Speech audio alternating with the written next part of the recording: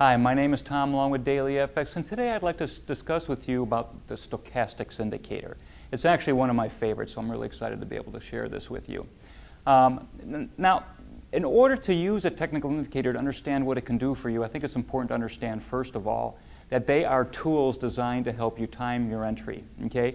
And stochastics is simply comparing the closing price to the range and then going back over the last few days. You designate how far you want to go back when you put in the values of the indicator to find out whether the market momentum is moving up or moving down. Because when a market is moving up, the closing price has a tendency to be near the high of the range. And when the market is moving down, the closing price has a tendency to be near the bottom of the range. And that's basically what the stochastics is showing us. Okay? Now, stochastics is made up of a number of different multiple points. The first one being what's called the percent K, which is the raw value of the stochastics. Okay? Now, there's also another point on that, and that would be the percent D, which is simply a moving average of the raw stochastics. Now, that would be the fast stochastics, those two inputs. Now, there's also an indicator which I prefer, which is slow stochastics, which is nothing more really than a moving average of the fast stochastics. Okay? So I like to use a 15, 5, and 5 input on mine. Now, it's kind of funny because I came from a futures and stock background, and most of the charting packages would have default settings of 14, 3, and 3. And then when I moved over to the Forex markets, typically a lot of them would have default values of 5, 5, and 5, or even 5, 5, and 3. But I prefer to slow them down because I prefer less signals that are more accurate in my trading. I don't need to be in a lot of trades, but I do prefer to be in a lot more winning trades than losing trades.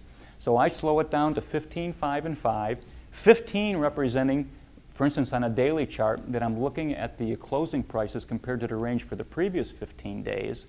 Okay? 5 being a 5-period moving average of the stochastics, and the third 5 means it's a 5-period moving average of the 5-period moving average. Okay? So basically, like most of these indicators, they're really just fancy moving averages, which means they tell you where the market's been. It also means they have very little in the way of predictive value. Okay? These indicators can show you changing momentum, but changing momentum doesn't mean a lot unless it's in the right framework. Okay? And that's what I want to share with you today, how I do it. So let's start with a typical trading opportunity and how I would use slow stochastics to help me identify my entry. Now, this blue line would say be a 200-day simple moving average. It is moving down, and the market is below the 200-day simple moving average, which means a strong downtrend, which means I'm only looking for selling opportunities. Okay? First of all, it's key on that to identify your directional bias. If the market is in a strong downtrend, we want to ignore all the buying opportunities that any indicator will generate because they're just not going to be very reliable. We want to increase our chance of success by first identifying the direction of the trend and only trading in that same direction. That increases the value of these indicators and make them a more valuable part of our trading approach. So we've got the market is moving down, a series of lower highs and lower lows.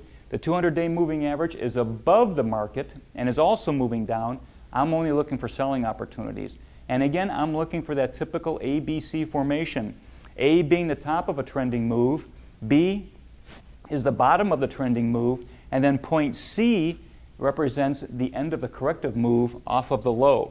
Now, typically, breakout traders will wait for the market to move down through point B and go ahead and sell there and place their protective buy stop above point C. Okay? But indicators can kind of help us jump the gun a little bit and maybe get in a little bit early. Number one, lowering our risk, and number two, putting us in a position to get into more of the trending move. Okay? So typically, I'm looking on a selling opportunity using slow stochastics, a crossover after one of the lines or both have been above 80. After they've been above 80, when I'm in this ABC move, I'm looking for that crossover, and that is the point that I'm selling at.